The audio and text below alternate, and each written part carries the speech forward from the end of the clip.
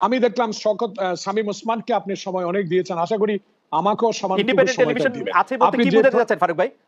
কি বোঝাতে চাচ্ছেন? আমি বুঝাতে চাচ্ছি যে ইন্ডিপেন্ডেন্ট টেলিভিশনে থাকা অবস্থায় যেভাবে প্রশ্নগুলো করেছেন সেই প্রশ্নগুলো আবার উপস্থাপন করছেন, সেটাই বলতে চাচ্ছি, আপনি নিজেকে নিজে বুঝে নেবেন। আপনি প্রশ্ন করলেন শামীম ওসমানকে গুম খুন নিয়ে, উনি ইতিহাসে চলে গেলেন। ইলিয়াস আলী কি পাওয়া গেছে? জালালউদ্দিন ফারুক, এই কথা এখন সবচেয়ে বেশিবার বলা হয় যে বিএনপি গুমের সংখ্যা বাড়িয়ে বলে, অবাস্তব তালিকা দেয়, অন্য সময় বাংলাদেশের সরকারকে বিব্রত করার জন্য অনেক কথা বলে। আমরা নিজেরাও দেখেছি যে অনেক সময় বিএনপির দাবির সাথে মূল দাবি অনেক সময় মিলে না। প্রসঙ্গক্রমে আমি 2013 সালের মে মাসের 5 মের ঘটনার পরে আমি বিএনপির একটি প্রেস কনফারেন্সে দাবি করা হয়েছিল 2,500 মানুষকে খুন করা হয়েছে, যেটা আসলে পরবর্তীতে মনে হয়েছে যে একটু ইনফ্লেটেড নাম্বার। সেই ব্যাপারে আপনি আসলে কি বলবেন জনাব জালালউদ্দিন ফারুক? আসলে খালেদ মহিউদ্দিন, আপনি এখনো টেলিভিশনে আছেন কিনা আমি জানি না। আমি দেখলাম শওকত শামীম ওসমানকে আপনি সময় অনেক দিয়েছেন, আশা করি আমাকেও সমানটুকু সময়টা দিবেন। আছে বলতে কি বোঝাতে চাচ্ছেন ফারুক ভাই? কি বোঝাতে চাচ্ছেন? আমি বুঝাতে চাচ্ছি যে ইন্ডিপেন্ডেন্ট টেলিভিশনে থাকা অবস্থায় যেভাবে প্রশ্নগুলো করেছেন সেই প্রশ্নগুলো আবার উপস্থাপন করছেন, সেটাই বলতে চাচ্ছি, আপনি নিজেকে নিজে বুঝে নেবেন। আপনি প্রশ্ন করলেন শামীম ওসমানকে গুম খুন নিয়ে, উনি ইতিহাসে চলে গেলেন। ইলিয়াস আলী কি পাওয়া গেছে? খুনের কথা বলছেন, এগুলো আপনার মনে আছে, আমাদের অনেক মনে আছে। আরে গুণ খুন 70 হোক 7 জন হোক, গুণ আর খুন একটা হলো 70, 100 হলো 70। কারণ একটা গুমের লোককে আজ পর্যন্ত উদ্ধার করতে পেরেছে এই সরকার। ইলিয়াস আলীর ছোট কন্যা যখন প্রধানমন্ত্রীর কাছে গিয়ে চোখের পানি ফেললেন, তখন তো প্রধানমন্ত্রী বললেন তদন্ত করে বের করা হবে। আজ পর্যন্ত কি বের করতে পেরেছেন? একজনের কথা বলেন।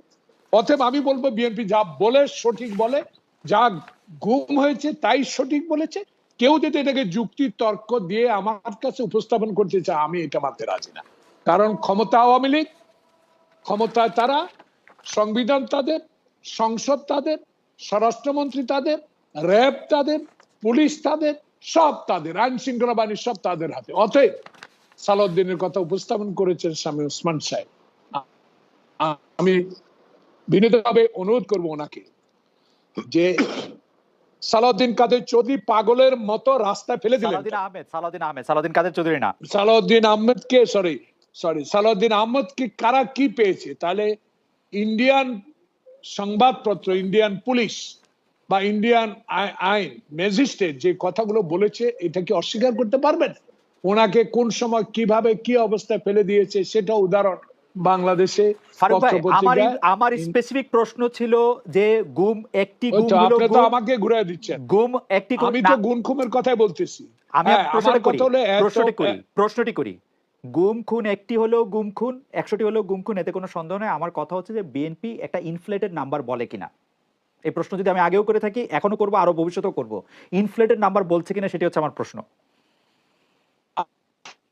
এটা কিছু আসে যায় না। আমার কথা হলো যে আপনার এই বাংলা অনুষ্ঠানে খালেদ সাহেব যেটা জানতে চান, আমার জানার, আপনাকে জানানোর বিষয় হলো এই সরকার আমলে যে টর্চার সেল করা হয়েছে, যেভাবে মানুষকে গুম করে টর্চার করে, টর্চার সেল থেকে যারা ফিরে এসেছে সামাজিক যোগাযোগের মাধ্যমে, পত্র পত্রিকার মাধ্যমে সেটা প্রকাশিত হয়েছে। অতএব এই সরকার গুমের সরকার, এই সরকার হত্যাকারীর সরকার। এই সরকারের আমলে যত গুম হয়েছে সেটা সঠিক। কেউ মার্কিন যুক্তরাষ্ট্রেও নাই, কেউ দুবাইতেও নাই, সবাই গুম খুনের গুমের অবস্থায় আছে। তা একটা জিনিস শামীম ওসমান সাহেবরা প্রমাণ করে দেখ না যে মার্কিন যুক্তরাষ্ট্রে কে আছে, দুবাইতে কে আছে, কে পালিয়ে রেখেছে মায়ের কোলে।